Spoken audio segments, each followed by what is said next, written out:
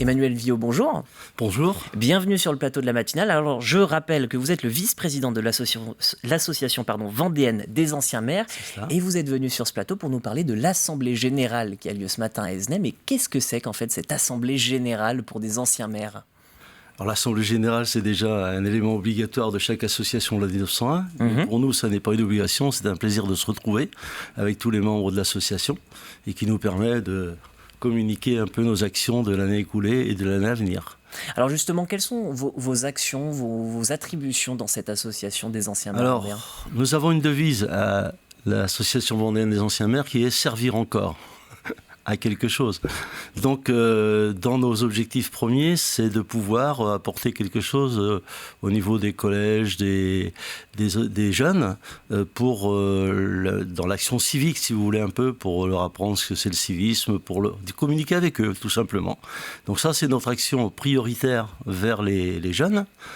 Et ensuite, l'Assemblée générale, c'est aussi le moment pour nous de nous retrouver, de dire ce qui s'est passé dans l'année, de donner nos perspectives à venir pour notre vie associative, tout simplement, c'est-à-dire tous nos membres auxquels on propose des choses toute l'année.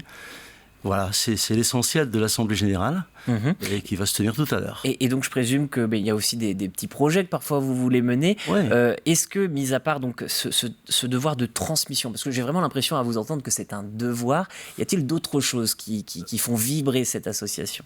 Bah écoutez, tous les éléments sont bons pour pouvoir se retrouver et parler de la vie courante, et puis aussi avoir un peu de vie conviviale entre nous, anciens maires qui avons vécu des choses un peu semblables dans nos communes, et qu'on poursuit un peu maintenant de façon beaucoup plus en retrait, bien sûr. Hein. Et justement, en tant qu'ancien maire, on retrouve des personnalités qui ont été maires il y a, je dirais, plusieurs mandats, ou ce sont des personnes qui étaient maires jusqu'en 2020, par exemple, parce que, sauf de ma part, vous, c'est un petit peu plus ancien. Ouais. Alors, c'est tous les anciens maires de Vendée, depuis, qui sont bien entendu encore en vie, tout à fait, et qui viennent à chaque élection. Il y a forcément des maires qui arrêtent, et ils sont les bienvenus dans notre association. La plupart viennent, enfin, c'est pas toujours, je veux dire, chacun a sa liberté de venir ou de rester ailleurs. Voilà. Là, on le voit, on entend souvent parler de cette fonction de maire. Elle évolue comme beaucoup de choses en France. Quelle analyse est portée par votre association ou par vous-même, parce que peut-être vous ne pouvez pas donner la parole de l'association, mais en tout cas, on avait cette question. On se demandait comment vous voyez cette évolution de la fonction de maire. Alors, je ne suis pas forcément le mieux placé pour dire, puisque je ne suis plus en place et qu'on voit l'évolution, nous, de l'extérieur. Un maire en place depuis 15 ou 20 ans pourrait sans doute vous dire mieux ce qui a changé. On ressent un peu, nous, de l'extérieur, que la société change un peu. Que les événements genre Covid-19 et tout ça ont apporté des modifications au niveau de la population, qui vit des choses au niveau associatif notamment, et également la réglementation, la pression un peu administrative qui ne doit pas s'alléger, si ça n'a jamais été le cas. Donc la vie de maire n'est jamais un long fleuve tranquille, mais je pense quand même qu'on a le sentiment que les choses sont un petit peu plus compliquées pour les maires en place, parce qu'il n'y a plus de turbulences, il y a des regroupements de communes qui quelquefois sont mal acceptés par les habitants.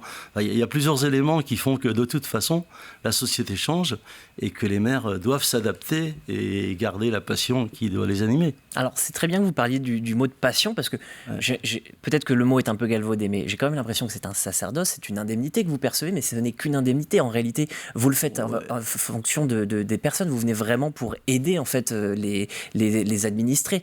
Donc est-ce que c'est quand même facile d'avoir cet engagement aujourd'hui ?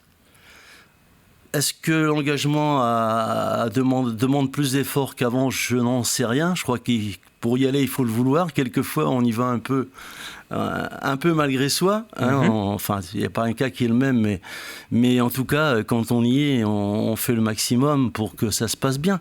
C'est pas toujours facile, mais on s'y met tout entier, quoi. Donc je pense que là, sur la passion, sur la volonté de faire, je pense que chacun a toujours cette envie de faire pour le mieux.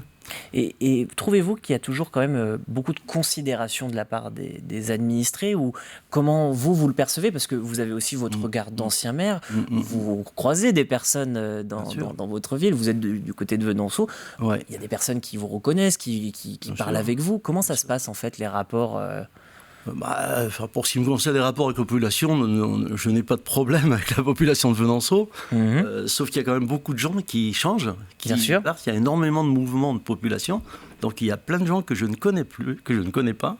Les nouveaux arrivants, ils sont nombreux, très nombreux, donc on reconnaît bien entendu tous les anciens et les rapports avec eux sont toujours aussi sympathiques, mais il y a beaucoup, beaucoup de mouvements. Donc ça aussi, ça doit jouer peut-être sur l'intégration des gens, sur la vie locale, tout simplement. Je pense que c'est peut-être plus compliqué. Il y a plus de mouvements, je pense en tout cas, plus d'arrivées en Vendée, plus de mouvements qu'il faut intégrer, qu'il faut absolument prendre en compte et que les gens se trouvent bien dans leur commune.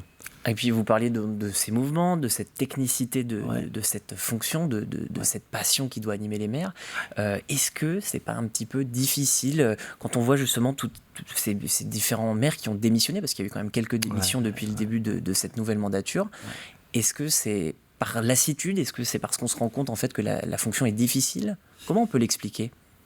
Je pense qu'il n'y a pas un cas non plus qui est identique. Dans chaque démission, on n'a pas étudié les choses de près, mais il peut y avoir plein d'événements qui font que soit la santé, soit des choses de ce genre. Et puis après, peut-être que la tâche est plus compliquée que certains ne s'y attendaient. Et je vous dis, l'évolution de la société peut faire aussi que c'est peut-être réellement plus compliqué qu'avant. Ça peut aussi. On parle souvent d'intelligence collective de manière contemporaine. La fonction de maire, c'est un petit peu le premier biais d'intelligence collective. C'est là où il faut vraiment, au plus profond du local, faire corps et trouver toutes les différentes intelligences et les faire résonner ensemble, en fait.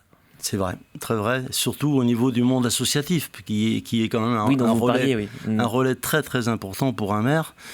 Quand on a des associations qui fonctionnent bien, qui sont les animateurs de la vie locale, très souvent, que ce soit en sportif, en culturel ou en autres domaines, même le monde de l'économique, les artisans, les commerçants, quand tout ça, quand le maire arrive à être bien avec tous ces gens-là, et son conseil municipal, bien sûr.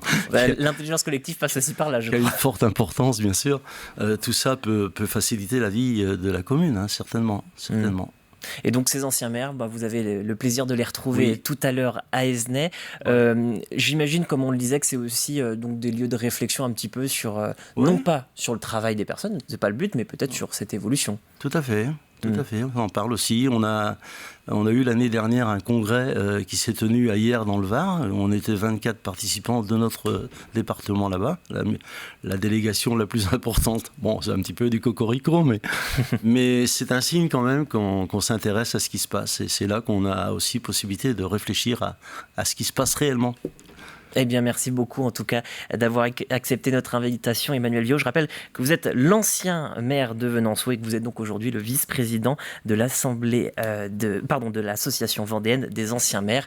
L'Assemblée générale, c'est ce matin du côté d'Aisnay.